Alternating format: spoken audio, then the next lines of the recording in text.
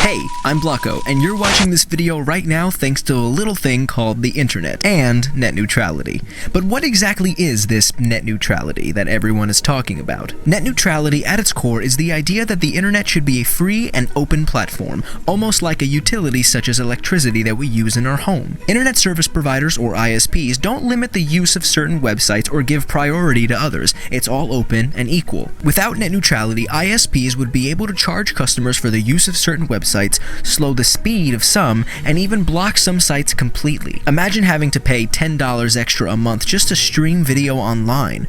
No thanks. President Obama has asked the Federal Communications Commission to keep the internet open and free. He asked the FCC to implement these set of rules. No blocking. If the content you are trying to access is legal, your ISP shouldn't be able to block it from you. No throttling. ISPs shouldn't be able to slow or speed up certain content based on their preferences. Increase transparency. ISPs should be open and honest with their consumers, plain and simple. And last but not least, no paid prioritization. No service should require a fee to get out of the slow lane. We like these rules, and if you enjoy the internet, I'm sure you do too. Net neutrality sure is amazing, and I don't know what I would do without it personally. Welcome to the Maine Perspective.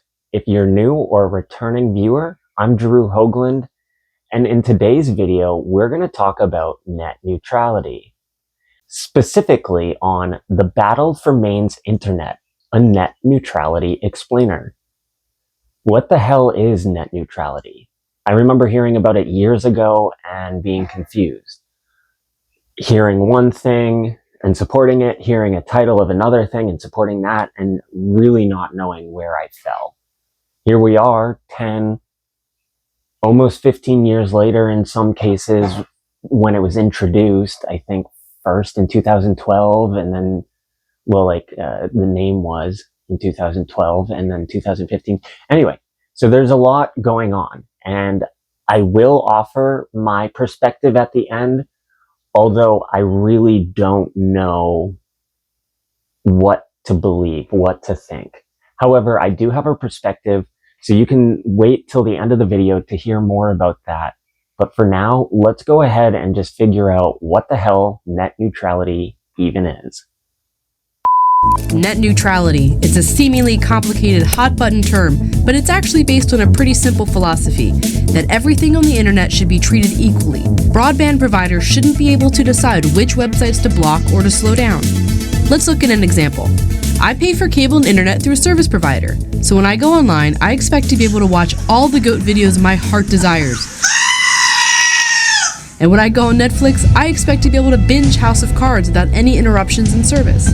But without net neutrality, there's nothing stopping my service provider from simply blocking websites or slowing down the streaming speeds of websites, like Netflix. And it's already happened. In 2007, Verizon blocked text messages from a pro-choice abortion rights group. Verizon said they had the right to prevent consumers' access to any groups the company might deem controversial or unsavory, though they quickly backtracked. And just last year, Comcast slowed Netflix's streaming speeds until Netflix paid for smoother streaming.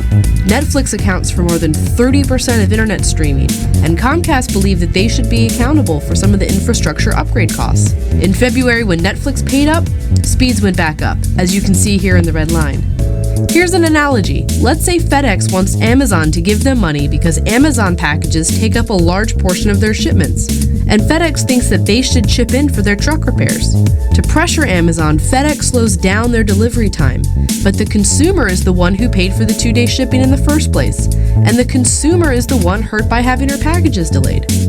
The FCC wants to establish clear rules to make sure that broadband providers can't do this. They plan to define the internet providers as common carriers under Title II of the Communications Act. Companies regulated under Title II can't discriminate what services they're providing to the consumer. It's why FedEx can't discriminate against Amazon deliveries. Democrats and President Obama strongly support these regulations. Many Republicans in the broadband industry see it as more unnecessary government oversight. They worry the regulations will prevent innovation and growth. The thinking goes, if AT&T and Comcast are required to let anyone use their lines for free, why would they spend billions of dollars building them in the first place? They also see the free market as a solution. If you don't like Comcast slowing your Netflix, switch to Verizon. The sticking point there is the majority of American consumers currently only have one provider of high-speed internet service to choose from. The debate will likely continue after the FCC rules on this February 26th. Welcome to Illustrate to Educate. Don't forget to subscribe for weekly objective videos on topics that matter. Have you ever wondered what net neutrality is? Is it good or bad? In this video, we'll dive into these questions and more. So first, what is net neutrality? Essentially, net neutrality refers to the policy of prohibiting an internet service provider, or ISP, like Verizon or Comcast, to give special treatment of any kind, either in terms of slowing down or speeding up transmission of any specific internet traffic. Another way of stating it is requiring internet service providers to deliver content at the same speed regardless of its source. Net neutrality is a simple idea that appears to be in the best interest of internet users. Obviously, when a user clicks on a link, any link, they don't want to be subject to the ISP deciding how slowly or quickly it's connected. Well, it's not actually quite that simple. You may want to hear both sides of the net neutrality debate before you make a decision. So, what's the big deal? What primarily complicates the issue is heavy bandwidth internet traffic, such as videos transmitted by Netflix, Hulu, Disney Plus, and YouTube. Yep, like this video you're watching now. The internet is not an invisible wireless infrastructure. It depends on an extensive network of underground fiber optic cables. Fiber optic cable networks have a fixed capacity and cost billions to install and hundreds of millions just to upgrade. As internet traffic has expanded massively over the years, ISPs have to make substantial capital expenditures to keep up with the increased demands, continually expanding and upgrading the network of underground cables. Next, let's take a look at the viewpoint of those who are against net neutrality. Many of the main US ISPs, such as Comcast, have argued against net neutrality, making the case that since they have to make substantial investments to provide efficient transmission for heavy bandwidth users, such as Netflix, they ought to be allowed to charge such companies for fast lane internet access. Additionally, they argue that being allowed to charge for differential levels of service would help to fuel reinvestment and innovation in the industry. Another objection to net neutrality is that while it may appear innocent and well-meaning enough on the surface, net neutrality is really just another reason for increased government control that may eventually lead to additional taxation. Now let's look at the viewpoint of those who are for net neutrality. The end of net neutrality in June of 2018 started discussions about net inequality, arguing that ISPs would be able to selectively pick which companies get access to high-speed internet and how much they should pay, which would be devastating for the streaming industry. Several have expressed outrage that the Federal Communications Commission, or FCC, which regulates communications in the US, would permit a new era of tiered internet service. Consumers and businesses feared that the internet would become a segregated landscape in which some content would be delivered at full speed while others would work more slowly because their owners couldn't pay the premiums for the biggest bandwidth. The practical effect is that consumers who want to stream video have to pay more for an expensive package than consumers who just visit websites. So what's next? Well, 3 years later, the decision to abolish net neutrality rules still stands, but not without controversy. The FCC's decision may not be the final say. In 2018, the Senate voted to overturn the repeal of net neutrality, but the resolution stalled in the House. The House then put it to a vote again in 2019 under the Save the Internet Act, but it was effectively dead in the water, at least until 2021.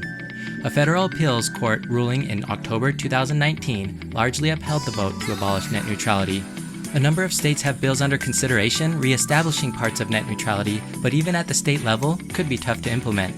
The FCC said that the local and state governments cannot pass laws inconsistent with federal net neutrality rules, and only the FCC has the authority to write these types of regulations.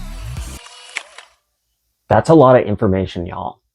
I went into this not really knowing what net neutrality meant, preconceived notions, remembering old articles and the emotions it evoked at the time. But when I started researching it, and now that I'm finished researching it, I'm still as confused. I do have a couple underlying thoughts. One of it being the people that are supporting this net neutrality, big tech companies and a lot of maybe otherwise suspect groups that you would consider nefarious maybe in other situations. I don't know. It's a complex issue, and I'm really looking forward to hearing about what y'all have to say, because this is complex. Obviously, I support freedom. I don't want any ISP to be able to hinder what I'm researching, what I'm looking at, what I'm viewing.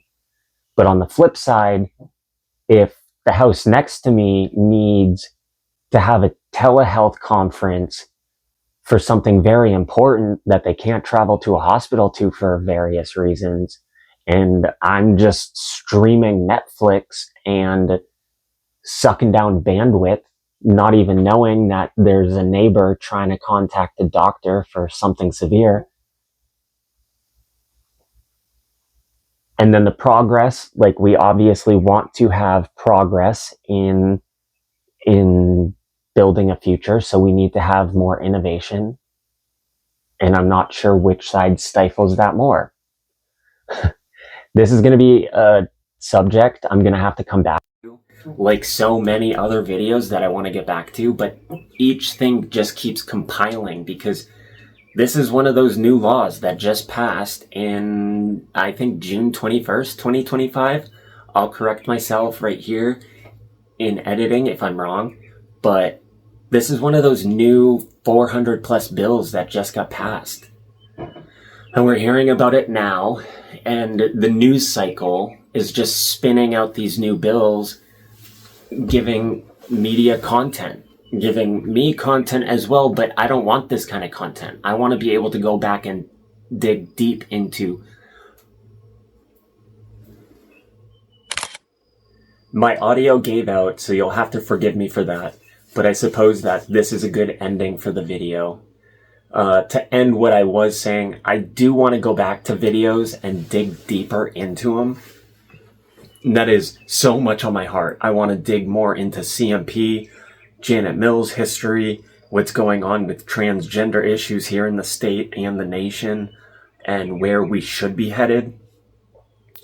And just overall how to course correct and get Maine back to the way life should be. If any of that resonates with you, I would love to hear your feedback. Go ahead and leave comments and share this video with people that you think would also be interested. And please also go ahead, like, comment, share, subscribe, do all those things, because they really do matter to a growing channel like my own.